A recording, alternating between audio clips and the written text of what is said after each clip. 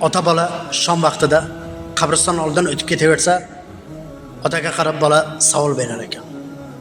Ota, shom vaqti qabriston oldidan o'tib ketyapmiz. Qabrdagi o'liklardan qo'rqmaysizmi? Ota der ekan. Ota bolaga qarab bir so'z aytadi.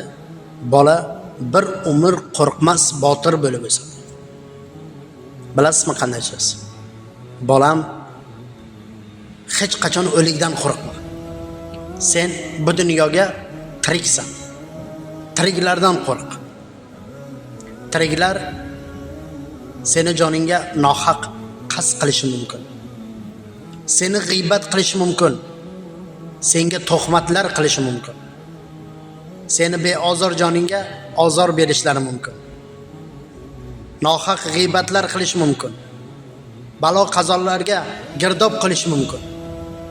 Shuning uchun ham tiriklardan qo'rq bolam. Bu dunyoda tiriksiz. Tirik do'stlaringizga shu videoni tarqating. Sizlar uchun bir iltimosim bor. Tiriklardan qo'rqing. Tiriklar har qadamda joningizga jabr bo'lishi mumkin. Hammasi ham emas, ba'zi birlari. Sog'man.